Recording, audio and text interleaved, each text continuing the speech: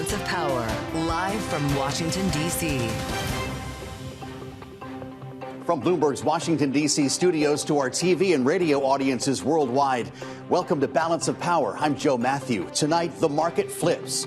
Strong results from NVIDIA yesterday helped to answer fears of an AI bubble, sending stocks sharply higher at the open today, but markets reversed, with stocks tumbling alongside crypto on worries about lofty valuations and doubts of the Fed's ability to cut rates next month. Romaine Bostick is on hand to dig into it all.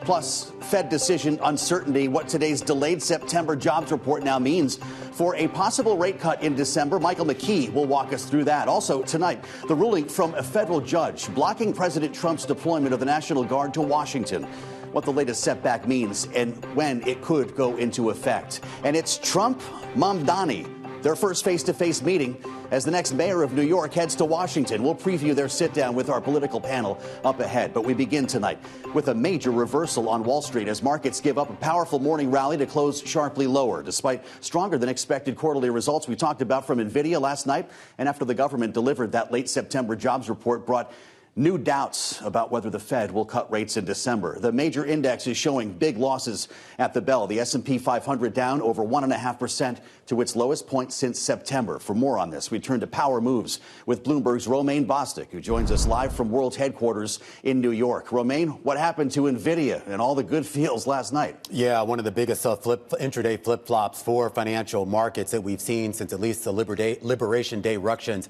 back in early April. NVIDIA was a big catalyst in that. It opened the day about 5% higher, if you can believe that, Joe, but ended the day 3% lower. That wasn't necessarily an indictment of NVIDIA itself, but really a shift in market sentiment. The idea that at current valuations for the NVIDIAs and Alphabets and Apples of the world, and the idea that their growth rates, while still high, are slowing, that maybe meant that maybe you needed to have a little bit of a reassessment as to whether you stayed within those names. That then fanned out to other areas of the market, including in the retail and consumer space, as a lot of people focus in on economic conditions. The economic data that you were referring to, Joe, not really adding any real clarity or consensus as to what the Fed will do in about 3 weeks' time. You add that all up together, Joe, and it basically meant that a lot of folks, particularly those folks who are sitting on pretty healthy profits heading into the month of November, they're now finding a lot of reason to cash in some of those chips and move on. One other thing, Joe, that's really important in all this to really keep an eye on is this idea of momentum. Remember, markets not only trade on fundamentals, but they trade on momentum. As things start to go up, people chase that. As things start to go down, people then follow that move. And right now, a lot of the positioning in the market means that the moves to the downside are going to be chased maybe a lot harder than they would be to the upside based on a lot of key technical factors. I want to ask you about that theme of momentum, Romaine.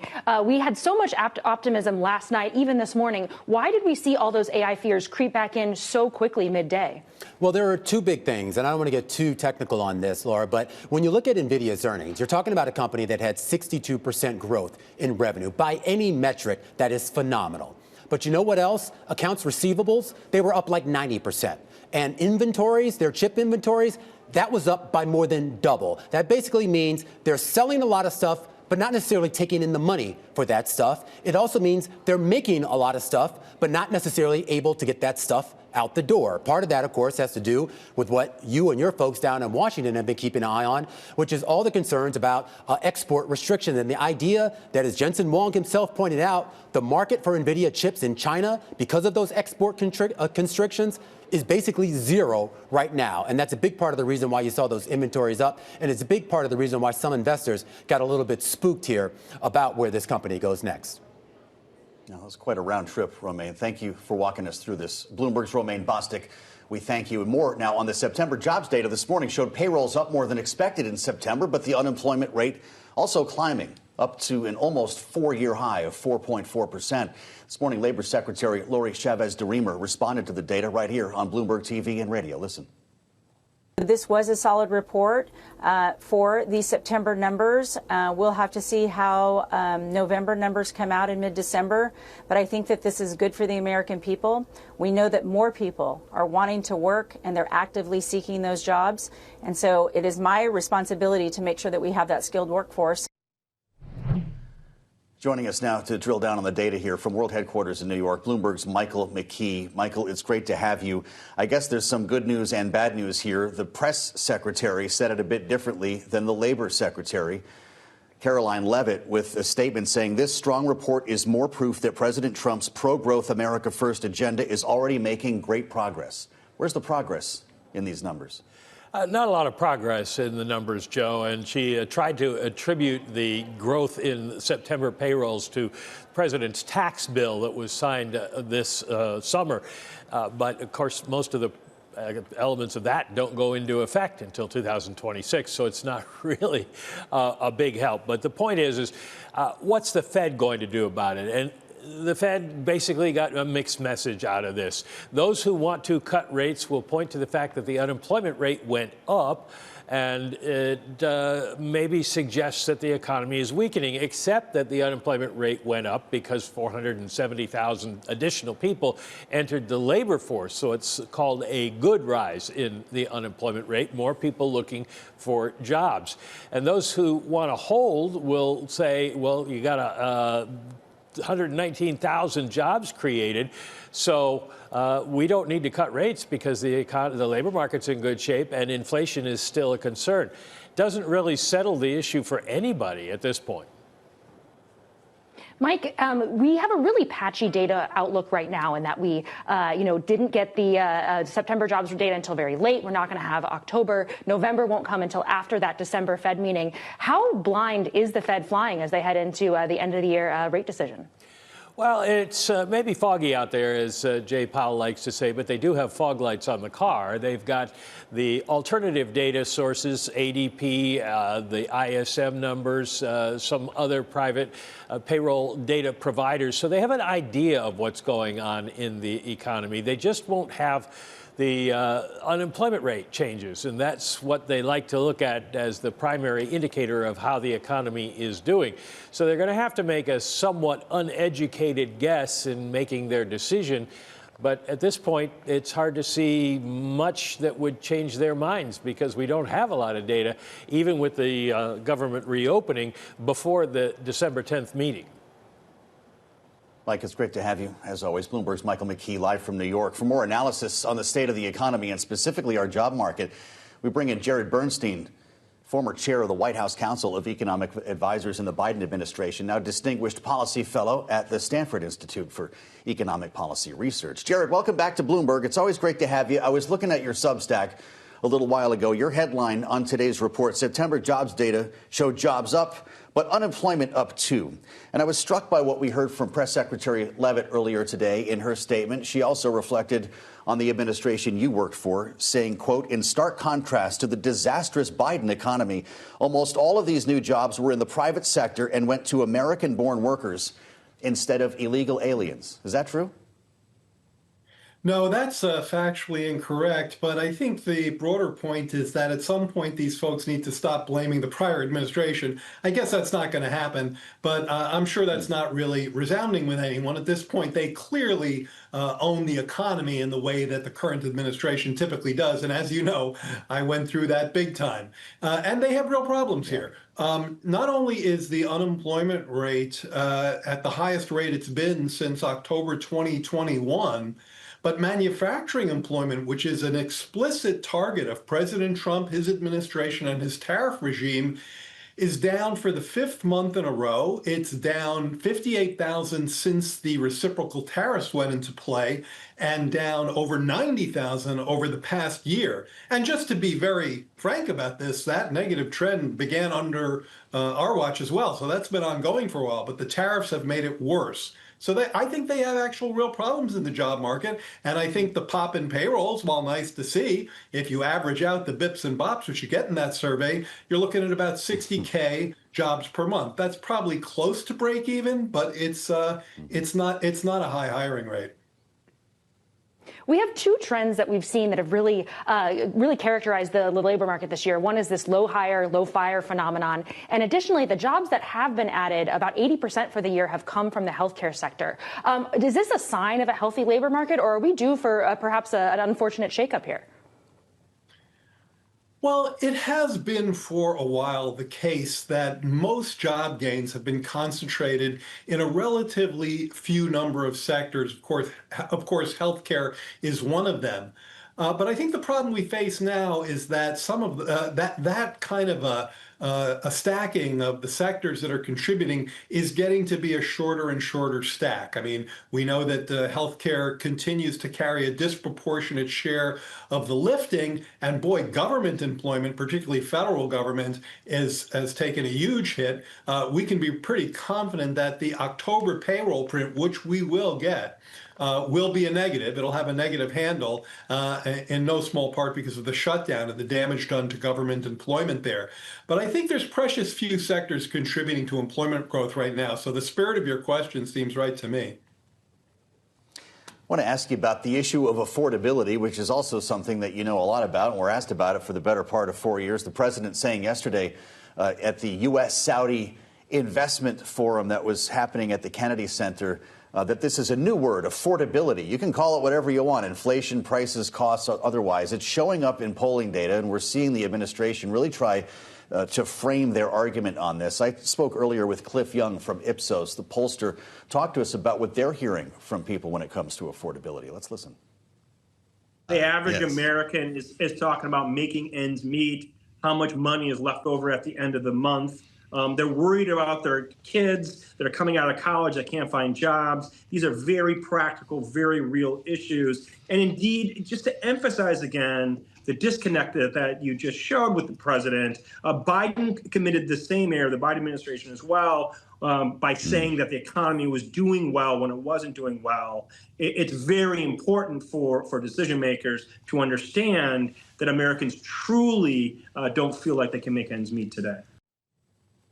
Jared, the president still says prices are down, prices at the grocery store, prices at the gas station, even though he's beginning to remove tariffs on some food goods that are simply too expensive and we can't produce them here. When you consider the permanent job loss in this report, how will this affordability issue unfold in the next few months? Look, President Trump has a superpower, and that is that he is able to convince many of his followers of things that are not factually correct because of his tight connection with many of those folks. So he can bring them into his alternate reality. But affordability is kryptonite to that superpower. I don't care who you are, what side of the aisle you're on, MAGA, whatever, you know which way is up. And when it comes to prices, you're not happy about that. You and I talked about this a lot back in the day. People very much resent being told they're better off, not than they think they are, but than they know they are, particularly when it comes to price levels. Again, they see this every day when they go to the grocery, they pay their insurance bills, their rents, etc. So the president is not only demonstrably failing on conveying this message, he's seeing himself and his party's butt get kicked, whether it's at the actual polls or in the polls, in the opinion polls. And so what they're trying to do is lurch to some ideas that might help on the affordability front, but so far they haven't really come up with much. Jared, there's been a lot of talk this week about these $2,000 tariff rebate checks, and most of this conversation has been political. But is there an economic case with the data that we saw today and sort of the consumer sentiment taking a dive here that there is some sort of economic stimulus that could be warranted in the coming months? Well, let me give you the conventional economics answer there. Yes and no. Yes, because, look, people are struggling with affordability. If they had a couple of thousand more bucks, it would help them.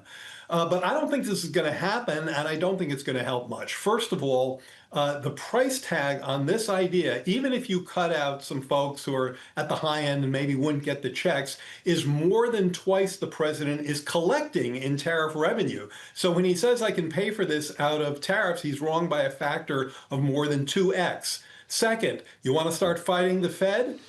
This is something that they would absolutely consider to be inflationary. So I don't see it happen on that regard. Third, the problem that we're facing with affordability is not on the demand side, it's on the supply side. And again, that's why this would be an inflationary policy. So what you really need to do is to roll your sleeves up and try to figure out how we can have more housing in this country, more affordable childcare, what we can do about the grocery sector. And the last thing you'd want to do in that context is make stuff more expensive with tariffs. So there is something to, there is something to their idea of we're gonna pull back the tariffs, even though we constantly tell you they don't raise prices. Of course they do. So they have to do some rhetorical jujitsu there. But that's certainly one tool they could apply. I don't think these checks are going anywhere, and I think if you fight the Fed with this, you're going to lose. Just to be clear, it sounds like you would not be comfortable cutting interest rates next month, Jared. Is that right? That's an interesting question. I heard Mike McKee just now, and I'd actually push back on something Mike said, which was the idea that all these people coming into the labor market was, necessarily a good thing. He's right, of course. It's good to see a rising labor force. But the problem is they're coming in and they're not getting jobs. And what Chair Powell said last month is that the most important indicator I'm watching on the labor market is the unemployment rate. And that's a point above its trough. 4.4% is a percentage point above its trough of 3.4 back in April of 23. So frankly, I'd be a coin toss for me, but I might support a cut. Fascinating. Jared, great to have you back. Jared Bernstein with his view, the former chair of the White House Council of Economic Advisors, the Biden White House, now distinguished policy fellow at the Stanford Institute for Economic Policy Research. Thank you, sir. Coming up, President Trump is set to host New York Mayor-elect Zohran Mamdani tomorrow. They're going to get together at the White House, sit down on the Oval. We'll look ahead to that meeting with our political panel next on Balance of Power on Bloomberg TV and radio.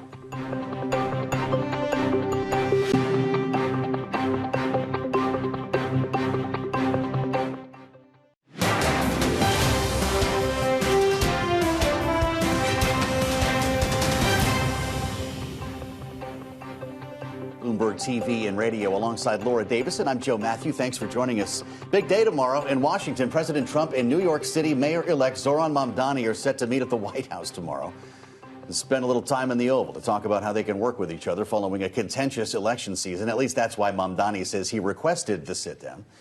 Two leaders have not seen eye to eye on much of anything, with Trump repeatedly assailing Mamdani as a communist through his campaign, warning that his election would be devastating to New York City's status as the world's financial capital. You remember all this. You have a communist running, and you shouldn't vote for him. He's a disaster. He's running against a communist. I would think that he would have a good shot of winning. He's a communist. I don't think our country is ready for a communist. I'd prefer not to have a communist mayor of New York City. And, that's what he is based on his policy. Democrats have become radical left lunatics. They have policies that nobody's going to buy. And, I see what's going on in New York. We're going to have perhaps a communist mayor. It's not even believable, my beautiful New York.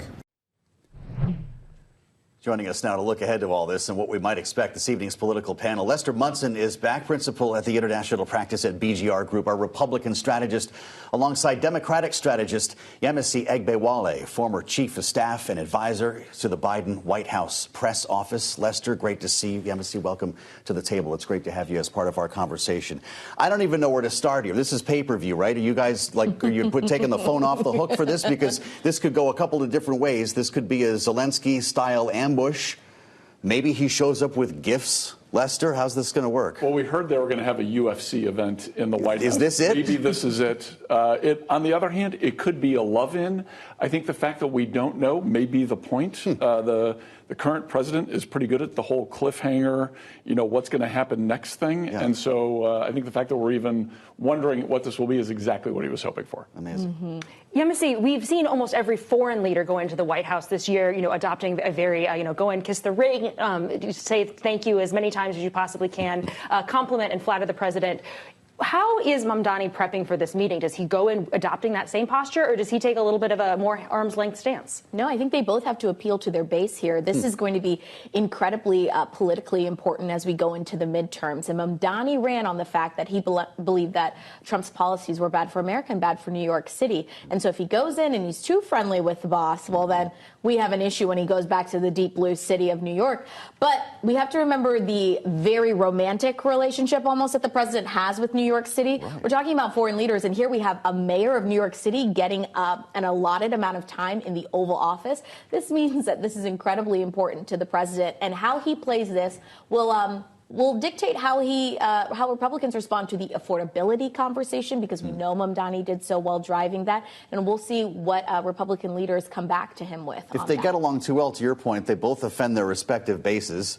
If this thing blows up, New York maybe loses federal funding. But isn't Zoran Mamdani smarter than that? We've watched him on the campaign trail.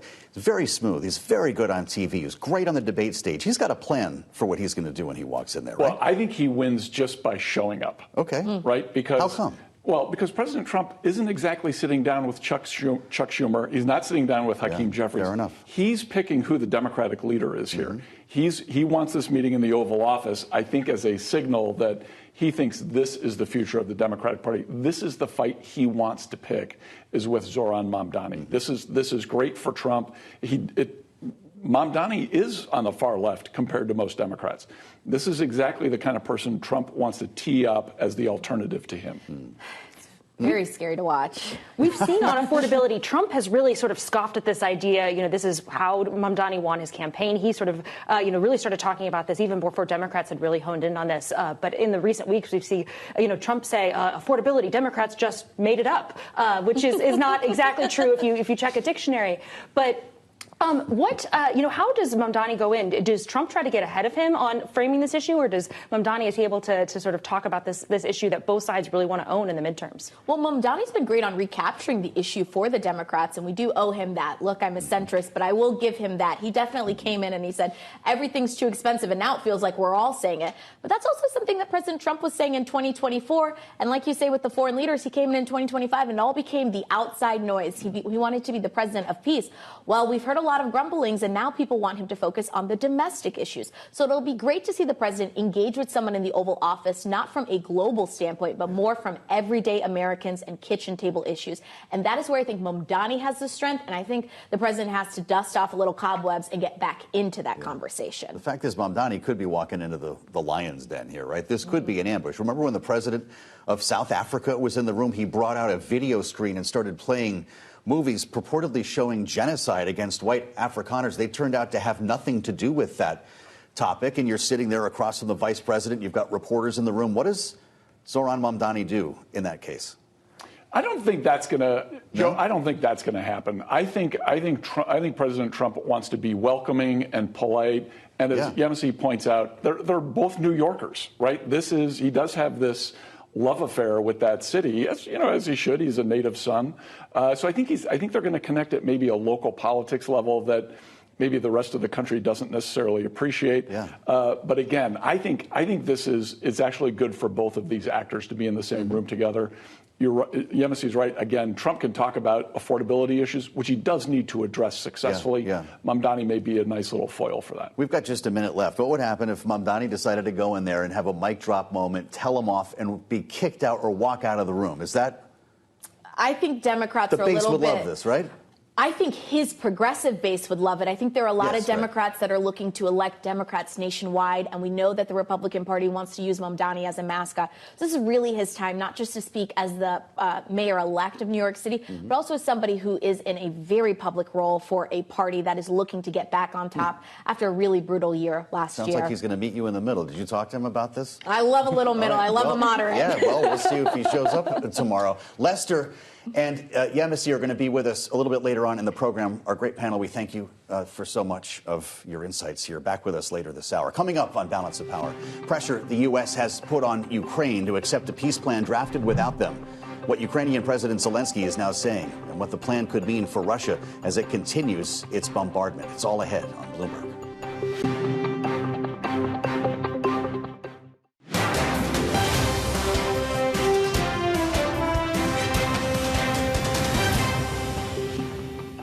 This is Balance of Power on Bloomberg TV and radio. Alongside Laura Davison, I'm Joe Matthew. Thanks for joining us. Ukrainian President Volodymyr Zelenskiy says he has agreed to work on a peace plan drafted by the U.S. and Russia in a, quote, way that would bring about a just end to the war, unquote, adding that he expects to speak to President Trump about this in the coming days.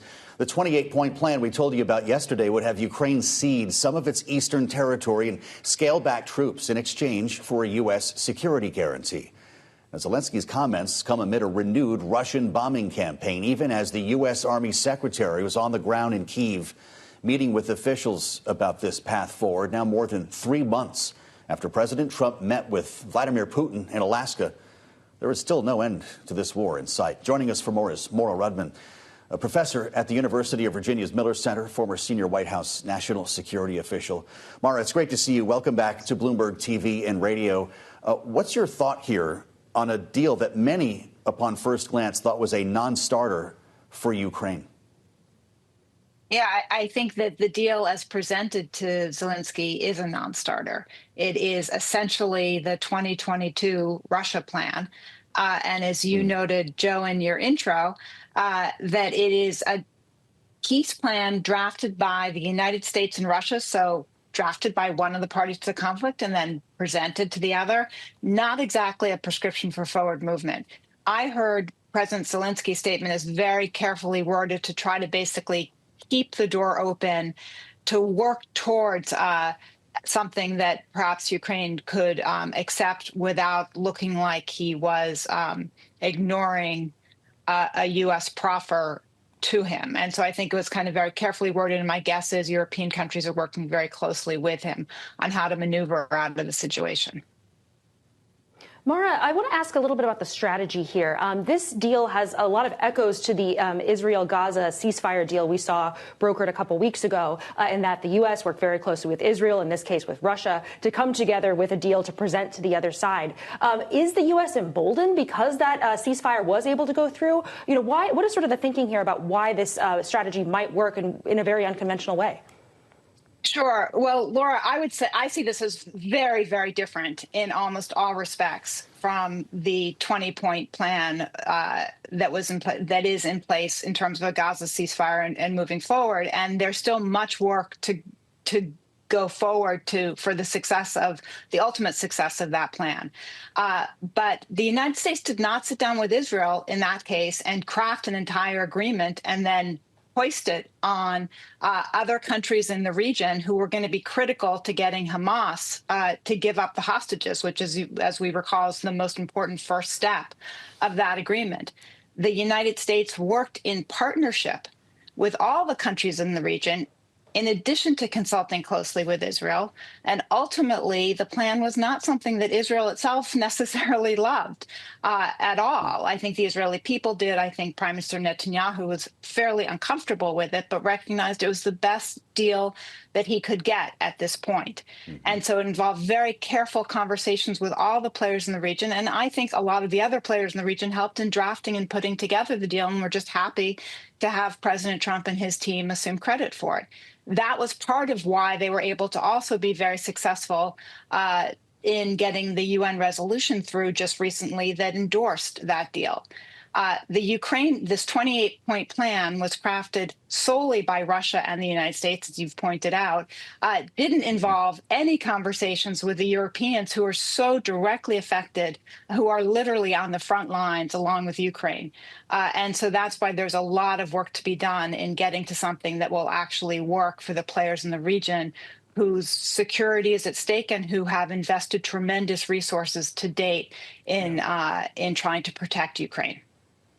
Maura, I want you to listen to the way the White House is framing this, because it doesn't seem to be about justice or recognize who invaded whom or who might be ceding what. It's about stopping the fighting, is what the administration says. Listen to Press Secretary Caroline Leavitt from earlier today. He has grown increasingly frustrated with both sides of this war, Russia and Ukraine alike, for their refusal to commit to a peace agreement. But nevertheless, the president and his national security team are steadfast in seeing this war come to an end, to end the killing and deliver on the president's promise. Special Envoy Witkoff, Marco Rubio, have been working on a plan quietly for about the last month. They've been engaging with both sides, Russia and Ukraine, equally to understand what these countries would commit to in order to see a lasting and durable peace. Maura, when we consider motivations here and the chance of a lasting peace, is that good enough? So I think that understanding the motivations of all stakeholders is actually pretty important to getting to any kind of effective and lasting agreement. Dictating all terms to one side or to another rarely is an effective route. And I also heard all due respect to the White House press secretary, I heard a lot of both sidesism in what she was talking about. And part of understanding in her statements and part of understanding what's at stake here is appreciating that one country invaded another. And also, frankly, I think she was misspeaking is the kindest way I can put it if she said that both sides were equally consulted on this, because all reporting from very credible media sources has made very clear that the Ukrainians were caught completely off guard by this proposal. Another thing that Carolyn Levitt mentioned is that Marco Rubio and Steve Witkoff are the people really behind this plan. What do we know about how involved Trump has been and how he personally feels about this proposal that's out there? So, Laura, you may know more than I do. I don't know. I think it's very hard to know what things the president has been directly involved in, what he hasn't. I will say my biggest concern overall on the national security policymaking front with this crew is the lack of a clear process, which, again, from the time I was at the White House and has been to date across administrations, how you ensure that all your key experts have the opportunity to weigh in, even with views that may be different than where the president may be or may be headed, but so that he can hear from all parties. And then ultimately, obviously, the decisions are his to make. But there's no clear process on this or on many other issues on the national security front. And as a result, I think he's probably getting some very bad advice and inexpert advice and guidance. And it's confusing to other players in the world because even, for example, on this peace proposal, the Ukrainians and Europeans have dealt with a number of different actors. In addition to Secretary Rubio and Steve Witkoff, there's Keith Kellogg, for example, is the special envoy for Ukraine and for Russia. Dan Driscoll's over there now negotiating with them. So very unclear on who actually speaks for the president and for the United States. What a moment. Mara, thank you so much. Mara Rudman from the University of Virginia's Miller Center, former senior White House National Security Council member. It's great to have you with us on Bloomberg. Now to an exclusive report from our colleagues at Bloomberg Law in partnership with NBC News after our reporters spent a year digging into horrible scenes playing out in prisons across the country. Pregnant women locked up, often for petty crimes, who say their cries for help are being ignored, leading to miscarrying or even giving birth in the facilities. It's an expansive piece of reporting, and joining us now for the details, Bloomberg's law investigative reporter Mackenzie Mays. Mackenzie, it's great to have you with us. Take us inside your reporting. Yeah, so we found more than 50 cases of women across the country who said that they were severely mistreated while pregnant and in jail. Some had miscarriages, some had stillborn babies, some gave birth to babies who were born alone in those jail cells and then later died. And 2 women themselves died while pregnant. Mackenzie, you detail a lot of really harrowing things happening inside prisons. What is happening, either at the state level or the federal level to mitigate some of these tragedies that you've reported on? Yeah, that's a good question, and we can't find much. So there's no federal law that tells jails exactly what they should do in this case. And all of the experts that we spoke to said that's part of the problem. Local control reigns when it comes to county jails, and what kind of medical care you get really depends on the resources each county has. Bloomberg Law's investigative reporter Mackenzie Mays, we thank you for being with us. You can find the full piece on the terminal and online. Coming up, Senate Democrats push to look into what J.P. Morgan's actions regarding Jeffrey Epstein before his 2019 arrest. And a federal judge blocks the president's move to send the National Guard to Washington. We'll get into it with Jessica Roth, former prosecutor for the Southern District of New York, and our panel. But first, former Vice President Dick Cheney's funeral was held today at the National Cathedral here in Washington, with former presidents and vice presidents in attendance, Cheney's family, and former President Bush eulogizing the former VP shortly before his burial. There were, however, a few notable exceptions, with both the Obamas and Trumps not among the mourners. This is Balance of Power on Bloomberg TV and radio.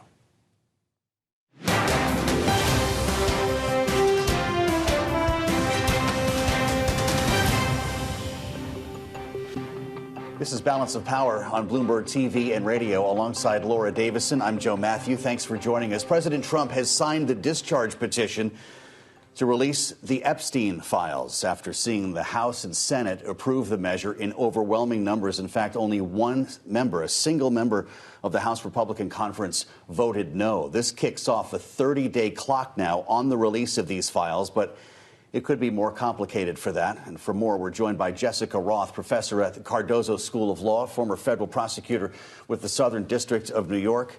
It's great to have you back. Jessica, your thoughts here as the president has directed the DOJ to investigate a number of Democrats, including Bill Clinton and Larry Summers, that would give the agency cover to say it's an ongoing investigation, right? Even if the president signs this, the documents don't have to come out. Right. So there's 30 days for the Department of Justice to comply with this law. And the law does say that the Department of Justice can withhold information if releasing it would jeopardize an ongoing investigation or a prosecution. But the law does say that any such withholding for that purpose has to be narrowly tailored and temporary. And the law also requires the Department of Justice to basically provide a statement of reasons for anything that it's withholding. So Congress is trying to keep the Department of Justice on a narrow leash here by making sure that the department is at least transparent about the fact that it is withholding information, if it will, and what the reasons are for that.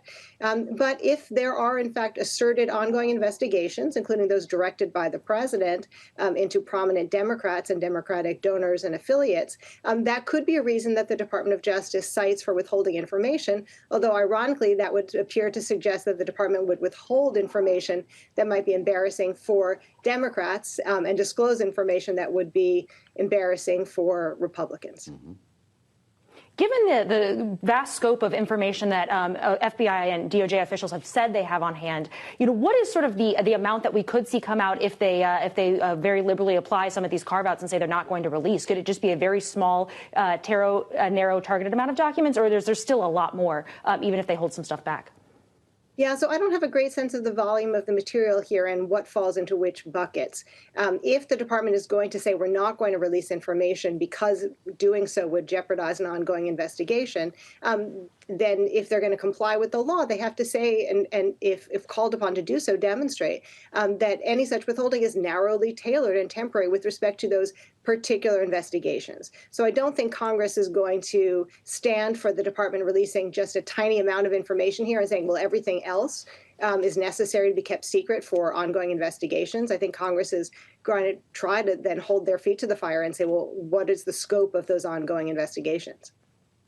So who makes the final call on this? Is it the AG herself who takes orders directly from the president? Well, I would imagine that the Attorney General will be making the final call here. It appears that she's been very involved from the outset of this administration in terms of sort of ownership over the Epstein matter. So it's unclear exactly how they're going to do the initial decision making. She did say that she was sending to the Southern District of New York the responsibility to carry out the investigations directed by the president. So maybe in the first instance, she'll let the prosecutors there make some judgments about what information needs to be held back in order to pursue those investigations.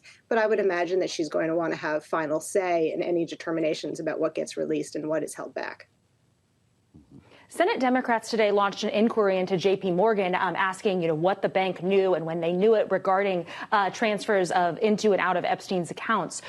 We've mostly talked about these documents, talking in regards to associates and other people that Epstein was corresponding with at the time. But is there also a risk for other financial institutions, banks, other companies that were engaging in business with Epstein during this time? It all depends what the evidence shows that was collected. If it pertains to banks and other financial institutions, that could be grounds for reinitiating an investigation into them. I would imagine that the prosecutors who were investigating Epstein and Ghislaine Maxwell originally would have considered that information. And it appears they made a judgment called not to pursue additional prosecutions.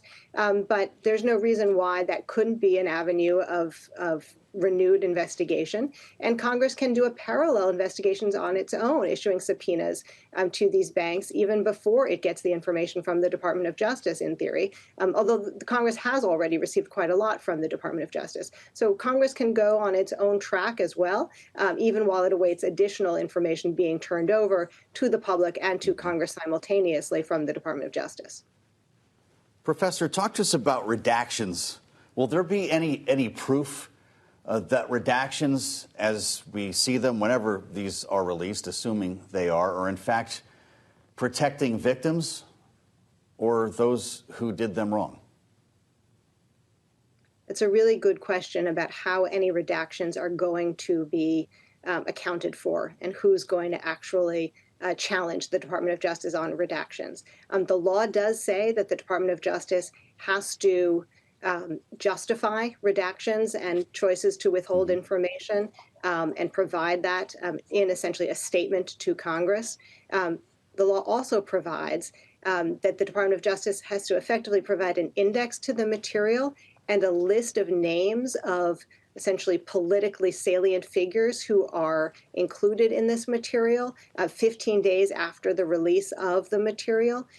So I think that if there are sort of no bold-faced names listed by the Department of Justice, that's probably going to get Congress's attention, and they're going to say, well, that's really interesting. Sort of why is there nobody listed in these sort of publicly available materials who we have reason to think was actually implicated during this investigation? So I think we'll probably see some back and forth between Congress and the Department of Justice if it appears that the department is withholding in bad faith.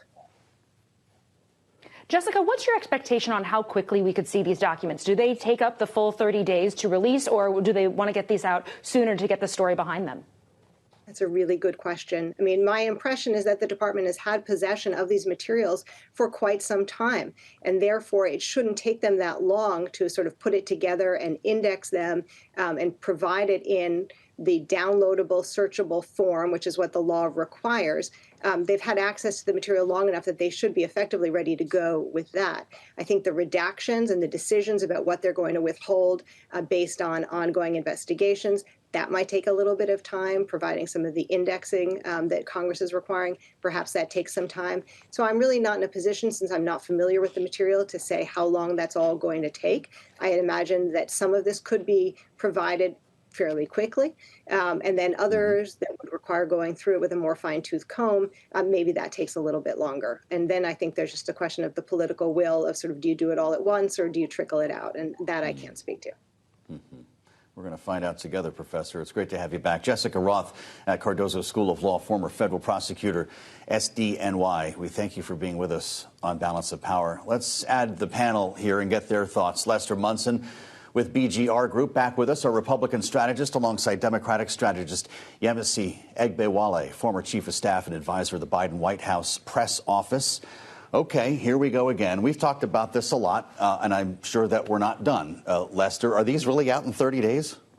I don't think so. No. This just seems there's new hurdles that are created as soon as you get past one of them, and it seems like there's some sort of incentive structure to make the story last as long as humanly possible. That does seem to be the case. What's the calculus for the White House here? They have, essentially every Republican ally on Capitol Hill who voted to release these documents. They do have the ability to redact some or not release everything, hide behind investigations here. But do they feel pressure to release some to sort of satiate that appetite among the base who has clearly been demanding this for months? This has been a topic that there has been no clear strategy or falling under President Trump's orders on this. I mean, from the moment they had those influencers come at the top of the year and trot out binders full of nothing to the breakdown between Pam Bondi and Cash over at the FBI.